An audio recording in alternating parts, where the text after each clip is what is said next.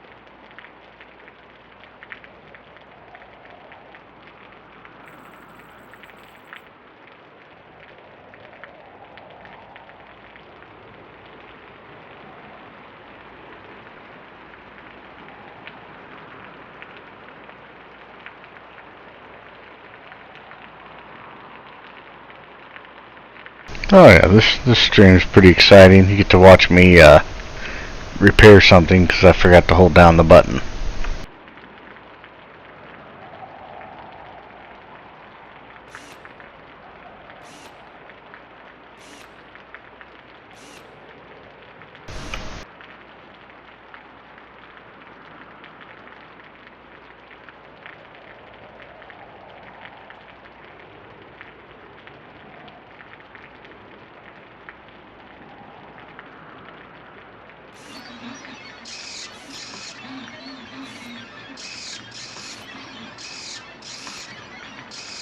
Gentlemen, welcome to the room formerly known as the Wife Sewing. Hold my beer while I proceed down this slippery slope.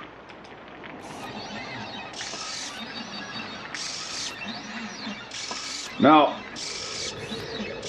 you may think this is a CNC machine, but it's more of an art machine because there's no G-code involved, and as you can see, we're not making any chips. So, I stand by my no CNC cool as fuck. It's the Axie Draw from a couple of people in California. I paid good money for this. Expensive, wow, but I think worth it because all the software is open source. And I had looked at this years ago and it wasn't very skookum looking. It was all plastic and crappy. Other than this chintzy little servo, she's fairly skooking. I've been running it for 2-3 days and only 2 glitches. Ew. For enclosures, look at that. All I gotta do is drill the holes. Skookum as fuck. Well, that one was a little off. Yeah, man, you want a dorky t-shirt? You gotta make it yourself. You can't buy this kind of street cred. Check it out, man. That is an exceptional idea. Look at this. Brilliant. No, man, I'm in trouble. This thing is awesome. I find myself just enthralled like a little boy watching this thing. I mean, with the whirly gigs and the belts and the noise and the singing and the mess. Well, no mess, but that's the only thing missing, really. You remember the fight we had with this monstrosity. Well, I just won the war.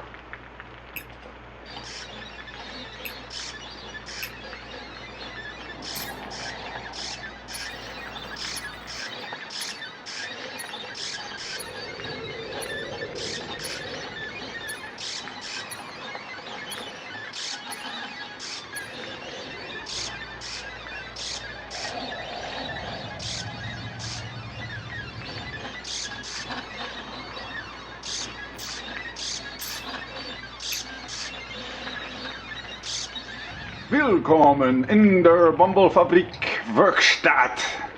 Now, right off the bat, this is not going to be an unbiased, objective review.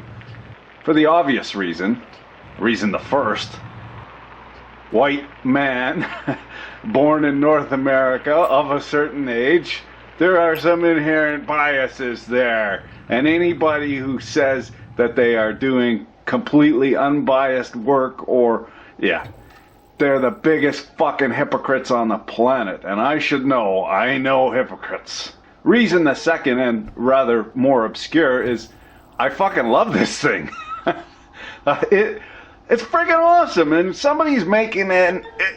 They got a little shop, a little, maybe slightly grade above cottage industry, but yeah, they're just making cool shit, putting it on the internet, and making a go of it. I mean, that's noble. It's, first off, really clever belting design. Love it. I don't think they invented this design, but having implemented it perfectly, it's great. So nice little anchor point here.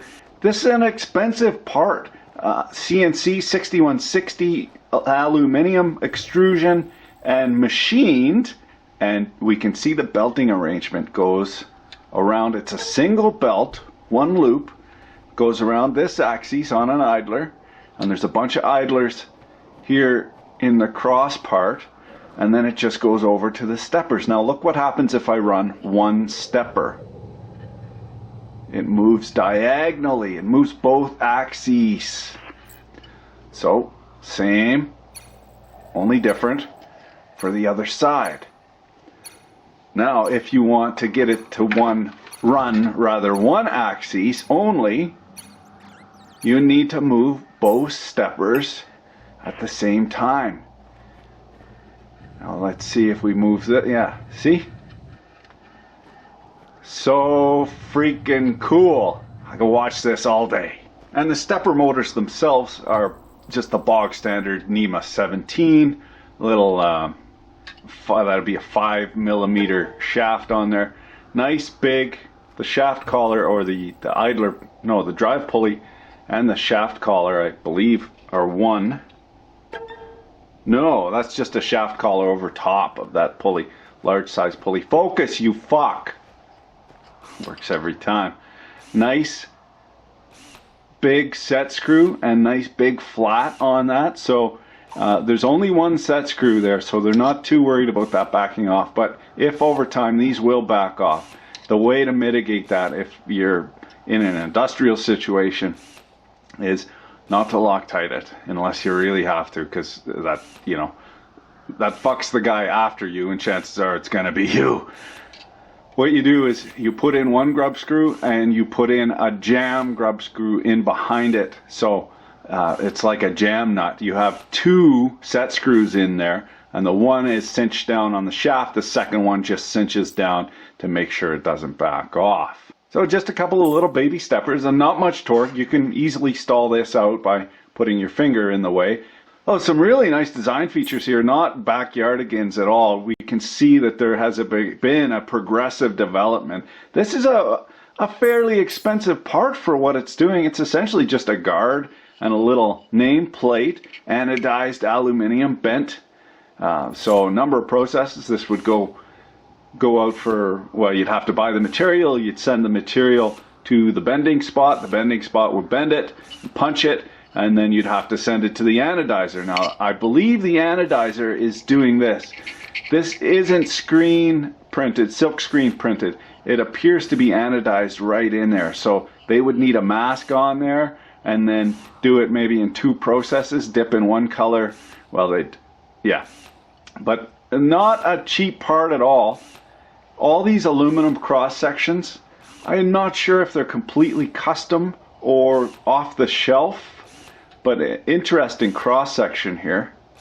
Nice and stiff. You can buy these for about half the price from the usual suspects. They all have just round linear slides, like nothing that stiff. So I'd be, yeah, in this case you kind of get what you pay for. And if this is assembled in the United States of Freedom, assembly is going to be the most expensive part of this whole thing. We can see that they're wasting money and being sloppy here, because if on the front end you're on it, what you do is you make a kit of all the fasteners. You kit them up, you go to your supplier, and you get your supplier, a good supplier, to kit them up for you. And you buy, you know, you buy however many you need plus a certain amount, and that's for lost fasteners, breakage, yada yada yada. And then you don't get this nonsense with the mixed matched fasteners, fasteners that are too long. Now we use a nut, for fuck's sakes, come on, a nut as a spacer because the bolt is too long. Like, really? Now these are interesting, these little plastic slides. That's a pain in the ass part. Look at that tiny little part, and you gotta mill it out like that.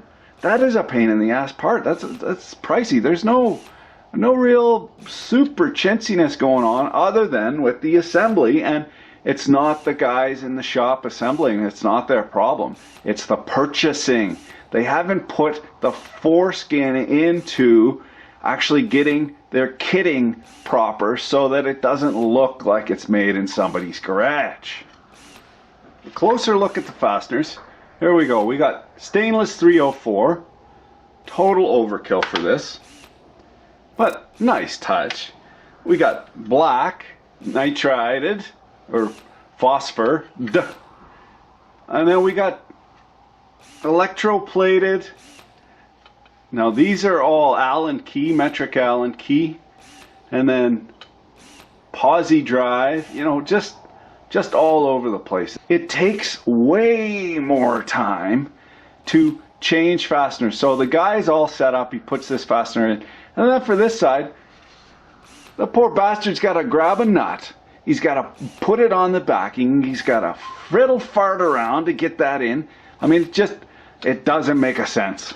Here's a blatant patch job here. 6 spacers some poor bastard has to assemble, and all they needed to do was increase the length of this member. Like, what's the problem? You know, what's the major malfunction? So there's something funny going on with these fasteners in here too, the way they're affixed to the section. So we're gonna take this all apart. So this little bracket, I've already bent it just by cranking this down. It is, it could be a little bit more robust, or I could just be a little bit more ginger. I was surprised though that this is plastic. Of course, I thought it was metal. It felt, I didn't really, it didn't even dawn on me that this could be plastic. Of course, the soldering iron found out right quick in a hurry. That's a minor detail though. I don't blame them for not engineering this with me in mind. That looks to be about 4 millimeters. So I'll go ahead and get a stainless fastener, or just any metal fastener that's not going to melt. That's, yeah, 4 millimeters. Oh no! 1980 GMC pickup truck syndrome.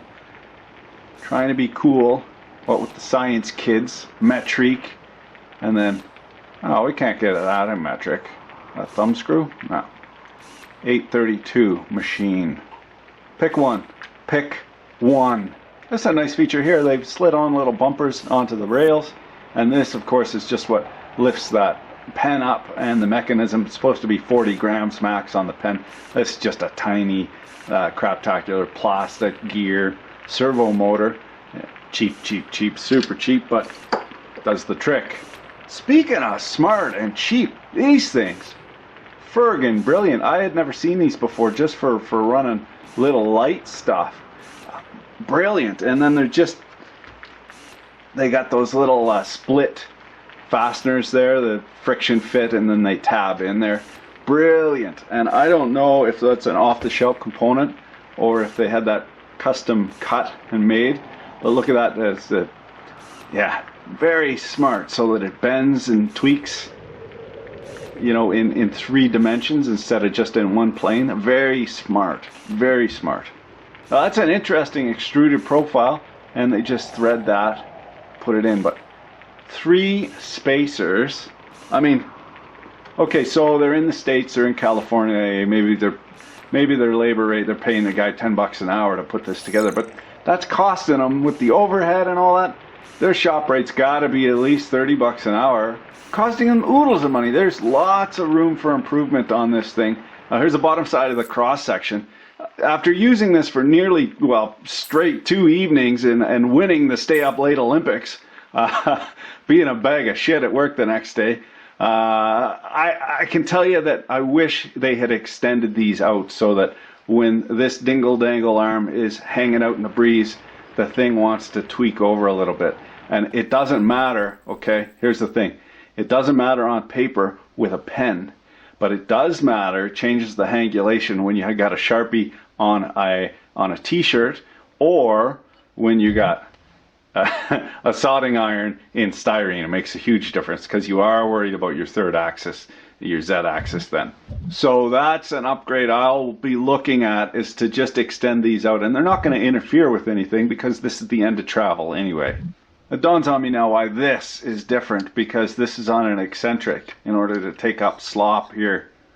These ride on, looks to be polyethylene rollers, and some 625 RS bearings. RS, of course, just sealed both sides. Here's a nice little professional touch.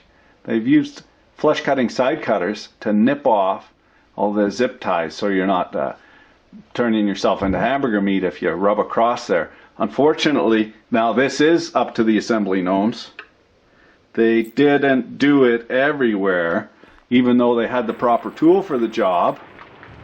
The tool on the tool didn't do a proper job. These are still gnarly. And all it takes is just that millisecond to just make sure it's butted right up against, and then you snip. They really put a lot of thought into all these little brackets, and they obviously went to the supplier and worked out with them, you know, what could be done cost effectively and robust. Like, this is a nice part. Now this is incredible, just total awesome overkill. This is above, way above a consumer grade into the industrial grade wire management, and the affixing of the board to here. We have big beefy screws and soft bushings and hard standoffs. Love it. I mean, to paraphrase Tom Lipton, nothing too skookum ever broke. So love it. This is awesome. And of course, open hardware. I'm surprised to see it's not Evil Mad Science Labs. You never see open source stuff or you know, boards, Arduino boards, or this, that boards. It's always the AT Mega, sometimes the MSP430. But here we got a microchip. I'm going to look that board up and I'll get back to you. This board is from Brian Schmaltz, the same guy that does the Easy Stepper board that you can buy from Eat a Fruit or Sport Fun. This you can only get from, well, you can only officially get from Mad Science, or Evil Mad Science Labs. $50 US. So I thought, that's kind of expensive, you know, some guys. I would pay the $50 if I needed it, because these guys are making cool shit. But if you wanted to cheap out, you know, could you get it from China for less? Not really. Cheapest one I could find was $37. So $13 in the difference. I'd just go with that. And yeah, you never know what you're gonna get. These guys are support and all that. This is actually for the Eggbot, which is the same thing, but it's a 3D printer that prints, or a plotter that prints on eggs or round shaped objects. Well, maybe that might be a next little thing to play with, but yeah, nice little board. Now, for what it does, this thing is super rigid. I mean, skookum. But they gotta get the fasteners under control. I mean, it's out of control. And then they gotta extendo cock this by just a smidge. And then, yeah, other than that though, I mean, like I said, they're making cool shit and they're putting it out there on the internet. I mean, it's awesome. It's awesome. And they're helping another guy out too, or the other guy is helping them out. Like it's all very, very cool what's going on nowadays. Thanks for watching. I love the Inkscape. The Inkscape software is a bit twitchy. It's a pain in the ass. One thing I wish they had would be like a hard stop, because in the software you stop plotting and it doesn't stop plotting. It won't communicate. I don't know if there's a backlog there in the G code, but what I end up doing, horror of horrors, pulling the plug on it and then resetting it manually, moving my stuff around, and then going. Also, the Inkscape software itself, I need to take a tutorial or something, because it's just horrific. Like, it ain't nothing like MS Paint.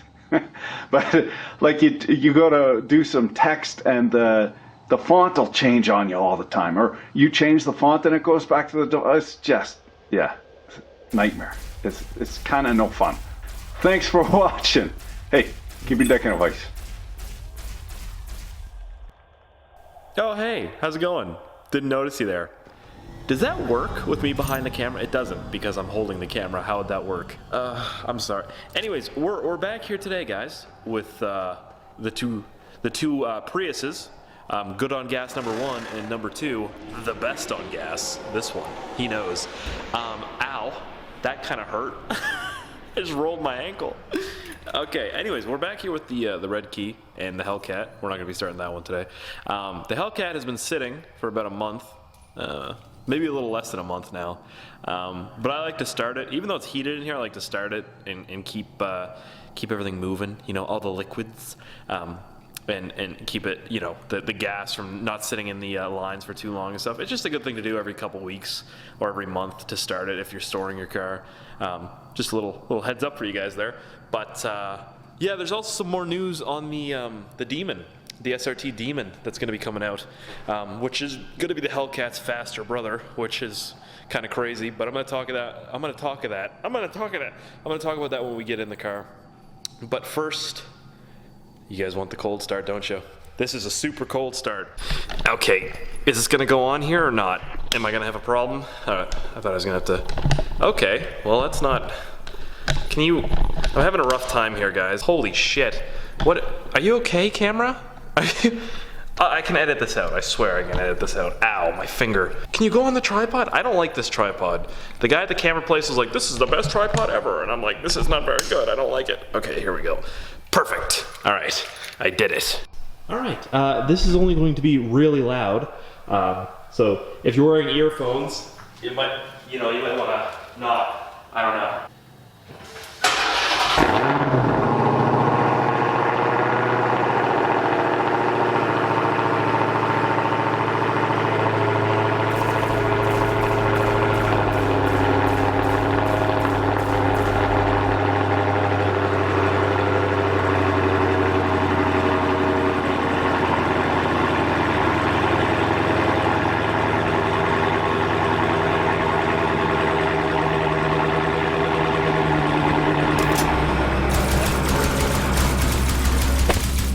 Holy shit! That was loud. It's still so loud. Oh yeah, let me flip this around real quick. I have a microphone on the top here that I'm flipping around right now. You might be able to hear me moving it. I'm very sorry. Okay. Let's see. Yeah, like I was saying, there's some more news on the Demon. And a lot of people are saying, you know, are you going to trade your car in for its Spears? I'm not going to trade my car in for the Demon. I'm just not. I love this car too much. Like, there's so much meaning behind this car, and there was behind the Super Bee, but like this has so much more to me than the Super Bee did. It just stands for so much more, and I like it. I love it. I don't like it. I love this car. I'm in love with this car. I'm in love with the Coco. What was that? Did it just have a stroke? The lights just flickered.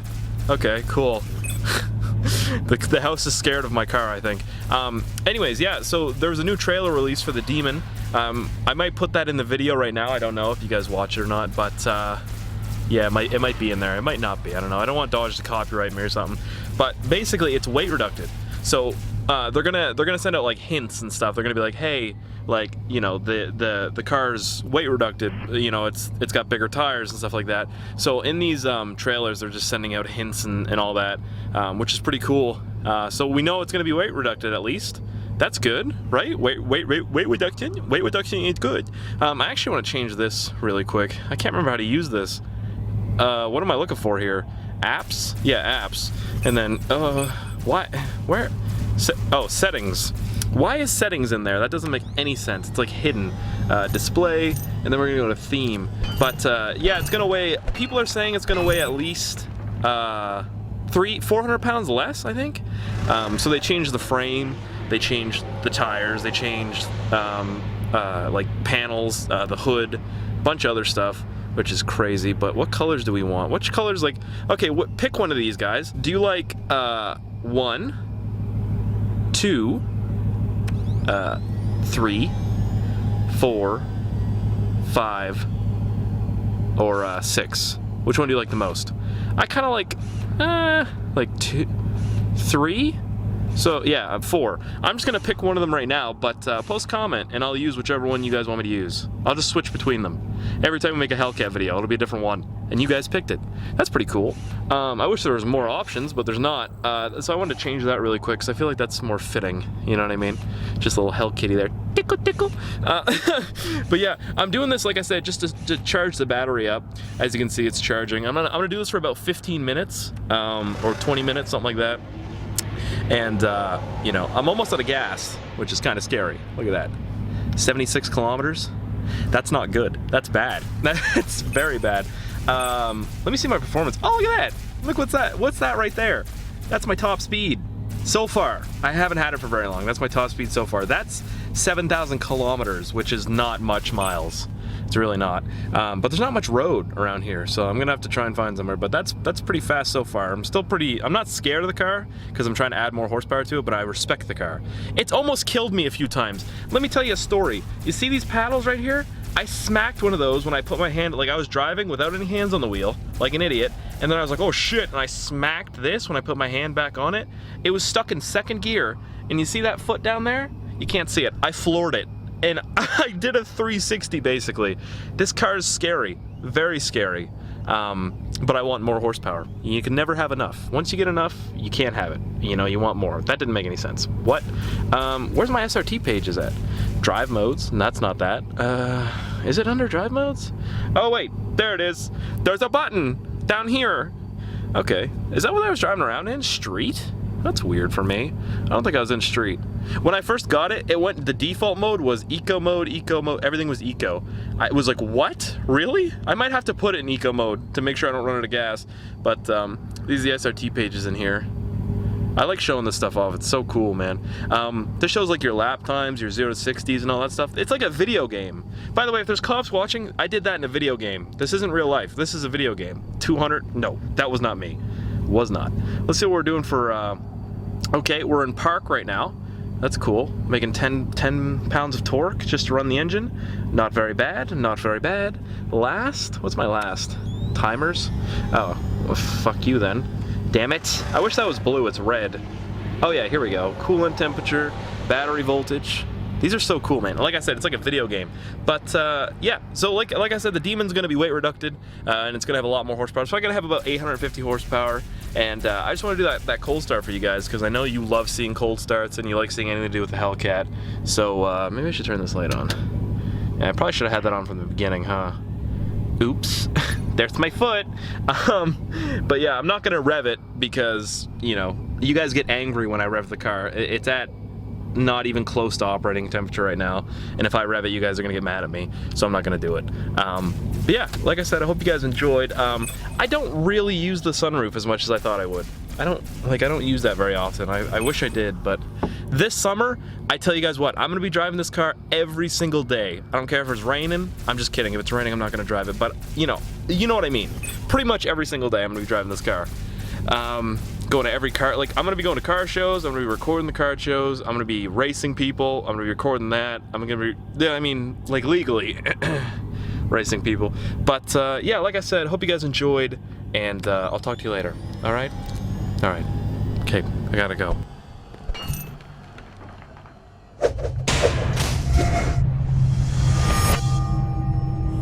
What's up guys, how you all doing? Today I'm going to show you another world coolest piggy bank. It even says that on a package, isn't it funny? I also think it's a very satisfying piggy bank. I'm going to have a full collection of cool piggy banks because you probably already know that I collect coins, so that works super well for me to have all this different type of piggy banks.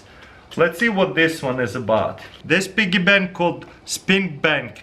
Let's see how it works. What I'm going to do is grab a coin that's a quarter and I'm just gonna stick it in there. Oh, nothing happened. Let's try this again. That was a fail. I guess I gotta go gentler. Maybe United States coin's a little bit too big or something. Oh, there you go. I got a hang of it. Look at it spinning up in there. Wow. That's such a genius design. How did they figure it out to spin it? So I think you gotta put it halfway in like this, and then you push it gently. And boom, it spins so fast. Wow. Who come up with that design? I love this kind of toys, and especially piggy banks. You know what? I will have no problem saving my change if I get to save it like that. Whoa, so cool. I'm out of coins, no big deal. Just open it on this side, twist it, open it, and you can get your coins and do this again because it's just so much fun. Let's look at it on the inside, what happens over there. You see right here, there's two little pieces, metals, and I think, whoa, that's what it makes it spin. Wow, it's like spring loaded almost. So cool. Let's try another one. Whoa, look at that spin. So awesome. Put it in halfway and boom, and spins. If you're frustrated about something, just play with this toy and you're gonna forget about everything. Just gonna be very amused with this little piggy bank. Awesome. There you go. Look at it go. So fast. Wow.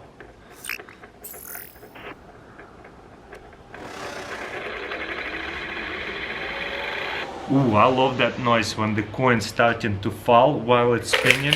Well guys, that's pretty much it. I think it's gonna be my new obsession for a couple days for sure. If you enjoyed that piggy bank and thought it was really cool, give this video a thumbs up. Also, thank you for watching. Let me know in comments below what do you think, and I'll see you next time.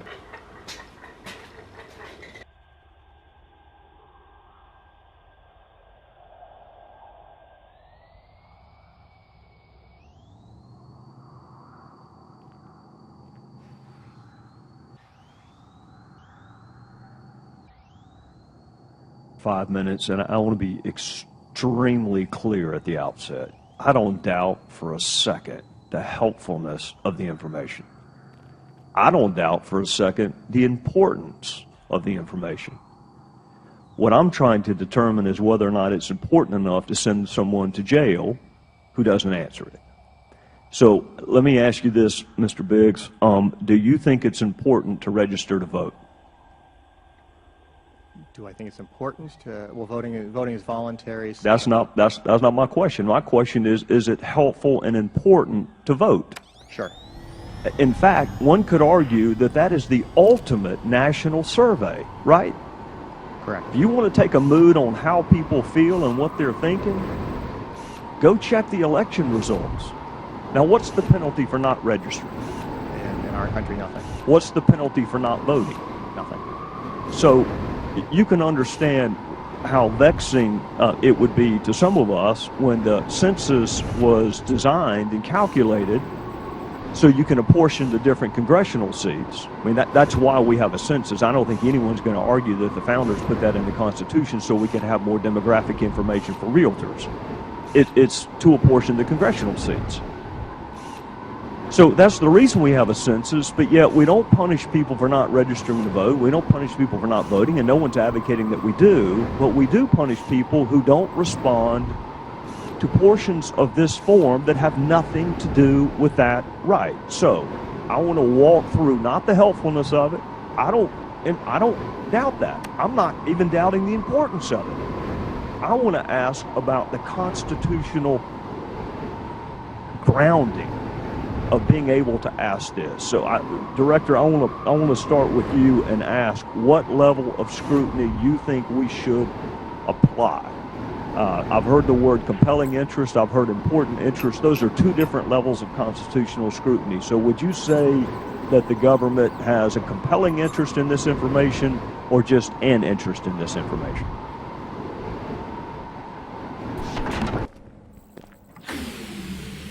So if you go to the words in the Constitution,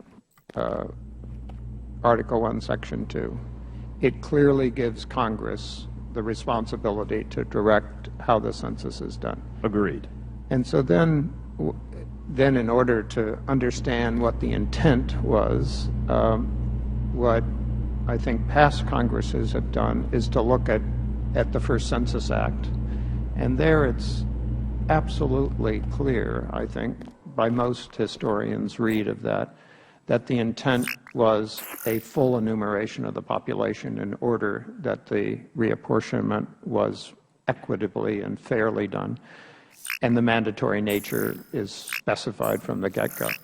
So, I don't want to cut you off. I've only got 2 minutes now, and I need to go through the form with you to ask you whether or not the governmental interest is important or compelling, because there's a different analysis. The courts that look at this will have a different analysis if you say it's compelling versus if you say it's important. The first several questions, I don't think anyone challenges. You have to know the age so you can apportion voting age population. You can't stuff a district with only people under the age of 18. So you have to know the age, you have to know the gender, and you have to know the race. I'm fine with compelling people to answer that. Whether or not someone is forgetful, do you agree with me that the First Amendment, while it protects your right to speak, also protects your right not to speak? with all due respect, I'm not sure whether it matters whether I agree, but what the intent of Congress has been over the decades, and Congress